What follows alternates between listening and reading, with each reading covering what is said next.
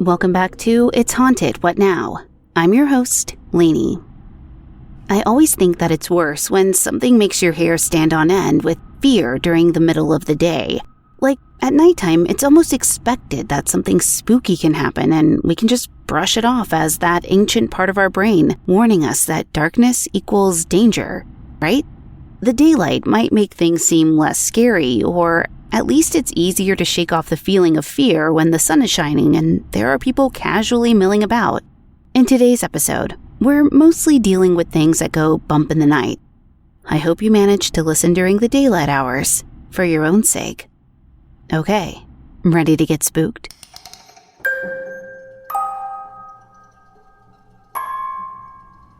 Our first story today came from an anonymous Reddit user who went from skeptical to scared when events that should have been contained to just one night followed them home.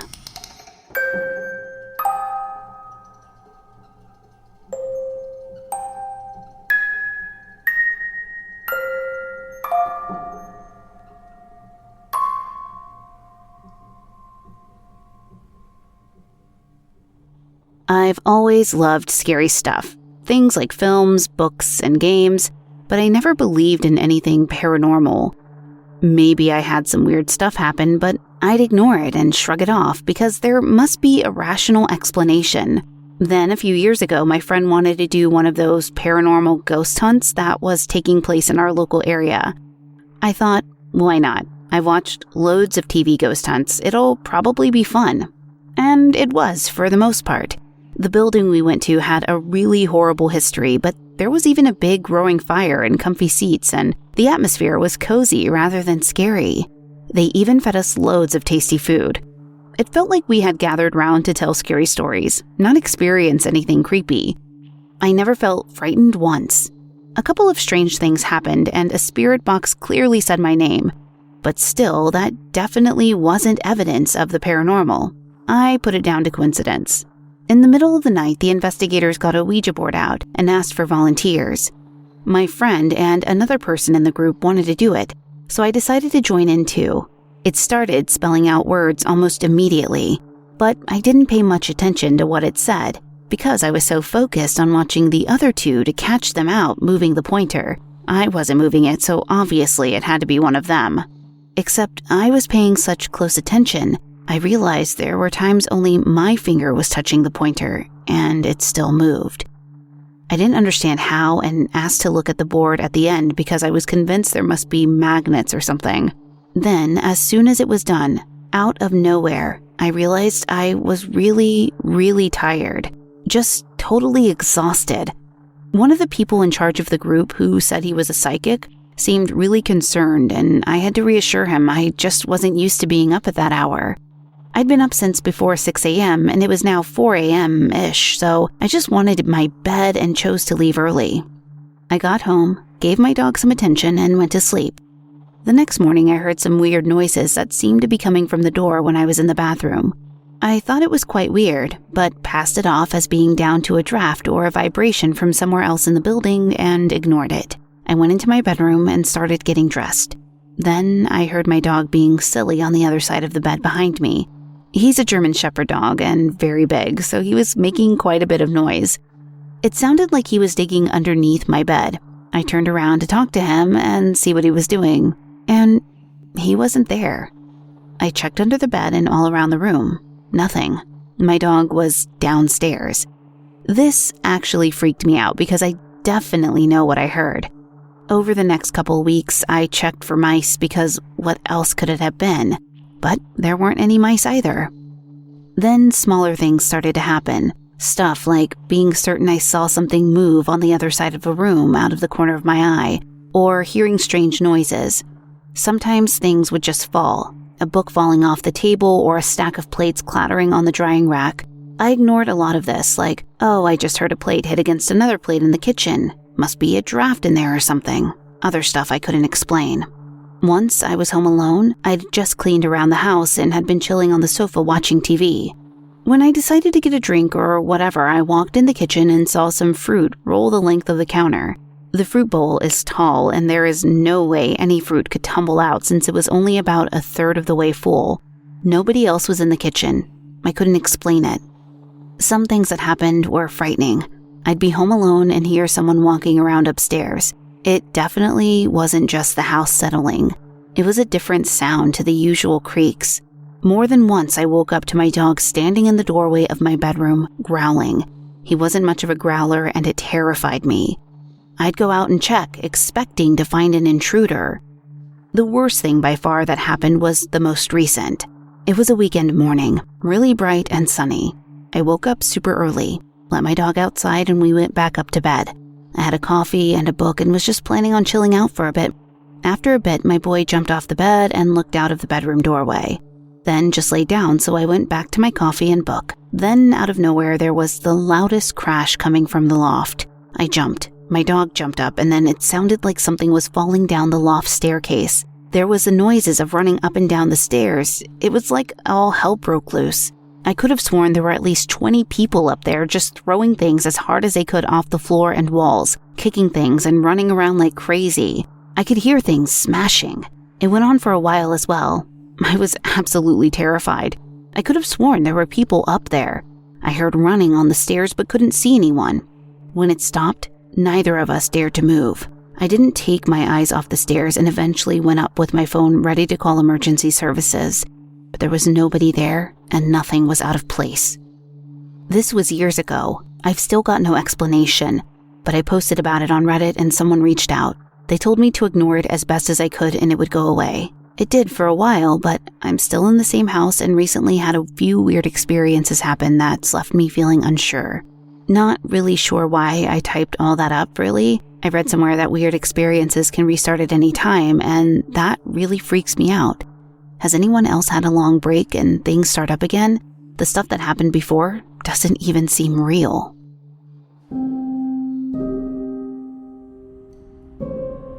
Okay, well, first of all, also I want to say we got a review recently that said we don't answer the what now portion of It's Haunted What Now, and really, that's not for us to answer. We want to know from you what happens after the fact. After we give you advice or our perspective, what happens afterwards. So if you have any follow-up stories from when you were featured on the episode, feel free to write them in so we can get an update. Now, back to this case. First off, I would trust the instincts of a German Shepherd dog over those of most humans, so definitely keep your dog close. I think if you were in any real danger, you would be able to tell from his reactions alone. As for the experiences themselves, if you never had anything strange happen to you before the ghost hunt, then I'm afraid that something could have followed you home from using the Ouija board, especially if it wasn't closed out correctly, or you already were in the mindset of thinking something could possibly follow you home. It's hard to say without knowing more, but I would contact the group that hosted the ghost hunt and tell them what your worries are and see if they're familiar with what's happening and maybe they can give you some advice. I personally would recommend doing a cleansing, and I have all of the things that I use personally for my cleansings linked in the show notes, so feel free to check them out. Also, give your very good boy some scratches from me because German Shepherd dogs are one of my favorite dog breeds. In fact, one of my dogs, Tater, is a blend of a German Shepherd and a Corgi mix. Story number 2 is courtesy of Kitchen Muffin 1695, whose own paranormal follower has been skulking in the shadows for over a decade.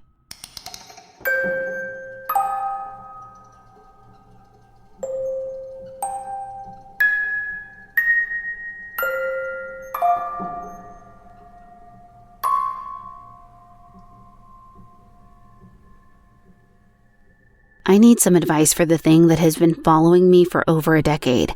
And please bear with me since I have to be a little bit drunk to even write this down. It all started at my mom's house in my early teens. I started feeling watched when I went to the bathroom around midnight and at early morning hours. This came to a head when I finished with my morning shower one day. When I got the extreme feeling I was being watched, I turned around and saw a head poking around the doorway and looking right at me. It was a white face with no distinguishable features at around 7 to 8 feet tall and wearing a top hat. Since then, I've noticed the floorboards in front of the room I live in creak every night around 3 a.m. I was stupid enough to answer a knock in the middle of the night one day and opened the door. I feel like I'm being watched inside my room, as well as having the floorboards creak every night. One day, when my mom and my stepdad went out for drinks, I stayed home to play some video games. I heard the sound of someone coming up the stairs carrying bottles. then walking back downstairs again with bottles. This was a daily routine for my mom and stepdad, so that on its own wasn't weird. I just thought they were back home. Soon after this happened, the Wi-Fi went out, so I thought they had turned it off and I went to watch some TV instead. But then a couple of hours later, my mom and stepdad opened the door to tell me they were home. They hadn't been home the entire time the strange sounds were occurring. After this, everything went back to the usual routine of floorboards creaking and the feeling of being watched. A couple of years later, I moved to my dad's farm and noticed that everything went quiet for about a month. That was before the front door started being locked, but only for me, which happened multiple times. My stepmom, who says she sees ghosts, felt like she had to do a cleansing of the house. I later found out that it was because she saw a man with a top hat and a coat around 7 to 8 feet tall standing in the hallway, just like the figure who I had seen watching me. As well as the cleansing, the room I was sleeping in was blessed and sealed off against spirits. Soon after, though, I heard the fire safety door right beside my room open and close in rapid succession over an hour, with the dogs barking their souls out. The doors connect the house to the barn and are locked from the inside after 9 p.m., and this happened at 2 to 3 a.m. Later, I was home alone and had to do the evening rounds by myself, locking everything up. I felt like I was being watched from the hay attic in the barn, and soon after, I saw something disappear behind the round bales that were positioned right in front of the fire safety door. It got quiet after this until I moved out to my first apartment, which was on the first floor. I got the feeling as if I was being watched from outside the window, like something was peeking in from the other side. Then it stopped. When I told my dad about having strange experiences, he shrugged it off as hearing cats messing about at night. But then things got a little bit weird again. I started having sleep paralysis for a couple of months. In these episodes, I would see an undefinable person standing in the corner of the bedroom, and it would jump onto the bed. I would eventually manage to wake up and see that it was somewhere in between 2 and 3 a.m. Soon after this started, I began seeing different people I know standing there in the place of the undefinable person. Slowly but surely, I got myself from reacting to these instances by uselessly trying to scream, to pushing myself out of the bed and crawling towards it till it vanished. Once I managed to get far enough to grab its ankle, it all stopped. At least for a while. Half a year after that, I went abroad to do some work and travel. While I was away from home, I didn't notice anything particular, except for a short time where I felt like I was being watched on a field when I started working at 3 a.m. And now for the reason why I'm asking for help. A week ago, I had sleep paralysis again. I was sleeping on a friend's couch and saw someone standing in the doorway. I did what I trained myself to do and pushed myself off the couch to try and somehow get to the person, only to find myself back on the couch and see a different person, a friend of mine, standing there. This repeated itself multiple times until eventually I managed to get a hold of him again. I finally managed to break the cycle and woke up at 12 a.m. The next morning I asked my friend if he heard or did anything that night, but he just told me that he heard loud mumbling from the room I was sleeping in and didn't think anything else of it. I just hope someone has answers for me. I'm sick of this crap.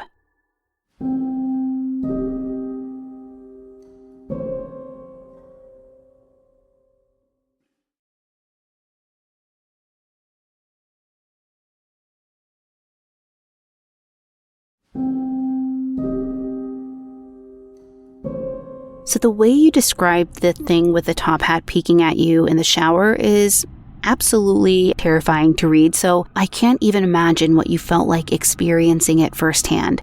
I used to always be paranoid, and I know there are people out there like me, about taking a shower with the curtains open and facing the door because you were just so paranoid somebody was going to come in. But imagine, I always also had the paranormal in the back of my brain and was like, I don't know what I think I'm fighting against because I can't stop a ghost. But if it weren't for that waking experience, maybe other elements of your experience could have a rational explanation. Faulty Wi-Fi, ambient noises in your video game, a skittish fox in the barn. And while sleep paralysis is absolutely awful and sounds terrible, it's not always paranormal. But the consistency of the tall person in the top hat is too much. When your stepmother cleansed the house, did that seem to stop the feeling of being watched? It might be worth attempting that again, or seeing if you can find someone to help you detach this being from you if it is attached, which it sounds like it is, unfortunately, because you've even traveled across the country and for some reason you still have that lingering feeling, and it could be a paranoia or it could be that thing. I think it's too much to take a chance on, and you definitely should consider cleansing yourself and where you go each and every time you enter a new space. I think you do this until you feel sure and secure in your safety. Our next story is by Responsible Level 84, who has been haunted by someone or something with far, far too many legs.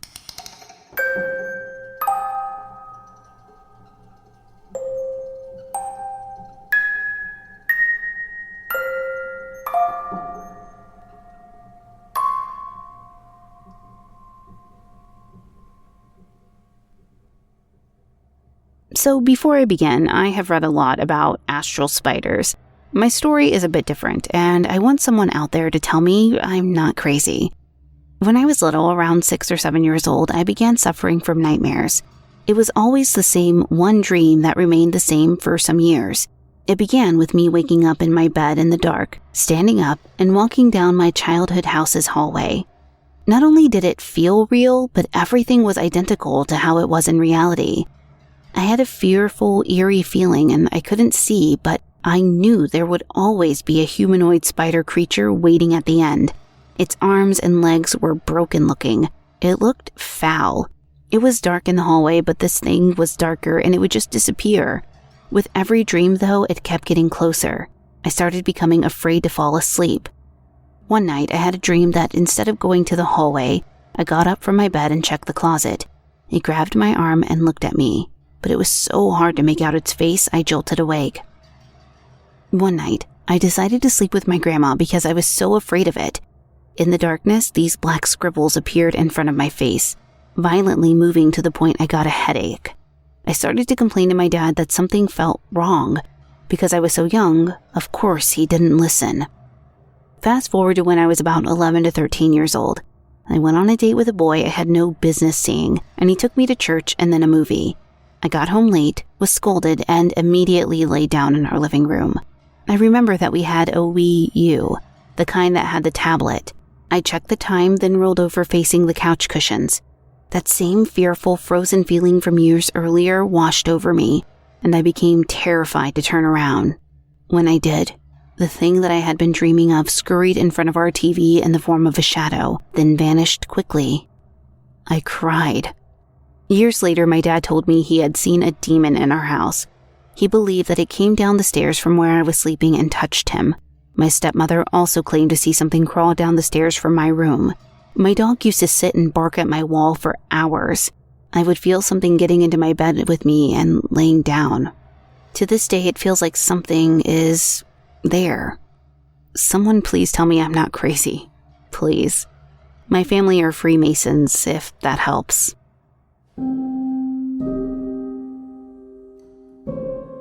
Okay, yikes, my husband's fear is spiders, and I have literally never heard of an astral spider before, and that sounds terrifying, and I really don't want to continue to look it up because it freaks me out. But you said that the dream takes place in your childhood home, and I take it the same figure has persisted in bothering you despite you moving to other houses. It does seem to be focused on you in particular, judging by your father and stepmother's experiences. And while I don't know much about the Freemasons personally, if there's a history of paranormal experiences within the community, which I feel like there is, I just haven't done a ton of research on it, unfortunately, someone might be able to help you identify what that being is, and then from there, how to get rid of it. Failing that, some form of sleep study might be able to at least ease the nightmares that might still plague you. But it's really difficult to know what to suggest in this instance. I think we would like to have all the answers to ease people's fears, but sometimes we don't. I mean, this is the first story of its kind that I've ever come across that I truly had no idea what to offer. But I'm hopeful that within our audience, there is someone out there who will offer up some information. And also feel free to email it into the show, DM us. We will make sure it gets to this person. Okay, so we'll wrap up this episode on a lighter note with this tale from Mercury and Cyanide regarding a kind and helpful spirit.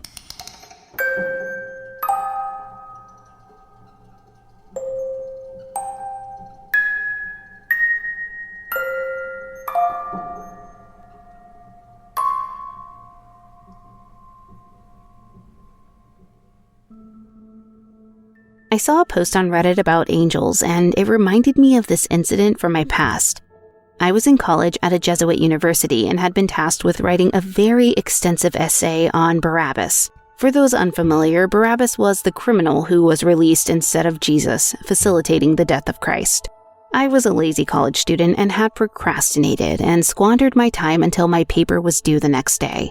I went to the college library to find anything I could in order to complete my essay. I made my way into the basement of the library where a lot of the religious encyclopedias were kept, and after a few hours of research, I found myself studying alone, quiet and peaceful, just the sound of my pencil on my paper.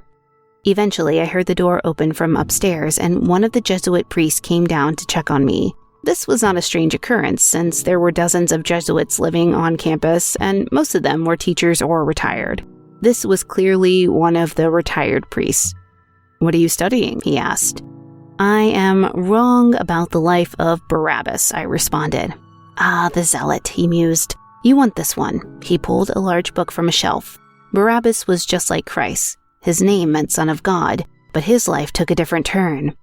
He helped me to finish my essay, gave me lots of tips and pointers, and taught me more than anyone ever had. We sat and talked for hours. His name was Father Josiah, and he told me I could use him as a reference for any of the facts my teacher questioned. I bade him a thankful farewell and left to finalize my essay. The next day I turned in my paper and admitted to my teacher that Father Josiah had helped me out. He smiled at me and told me that Father Josiah had been helping students for a long time. He told me when Father Josiah was still alive, he had helped him in his own studies to become a priest. And after his battle with cancer, Father Josiah seemed to have made it his mission in the afterlife to help wherever he could. I went looking for Father Josiah a few times afterwards, but never saw him again.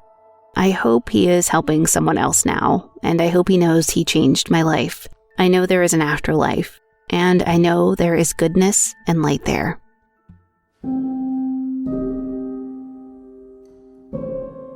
Thank you so much for letting me tell this story. It's such a beautiful experience, and I'm glad Father Josiah was able to provide you such relief, both immediately in his teachings right when you needed them, and spiritually.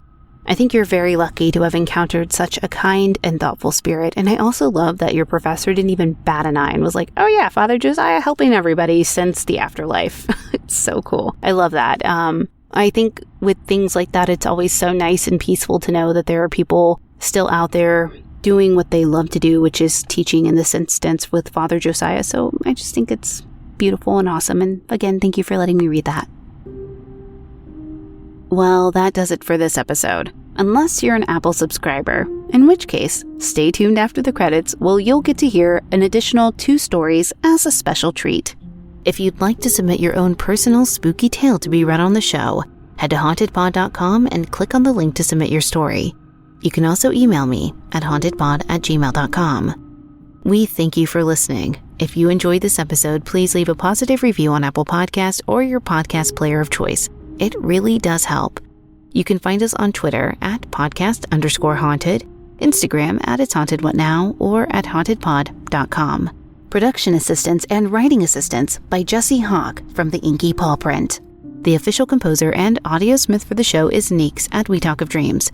Check him out on Twitter at We Talk of Dreams or wetalkofdreams.com. Until next time. Did you hear that?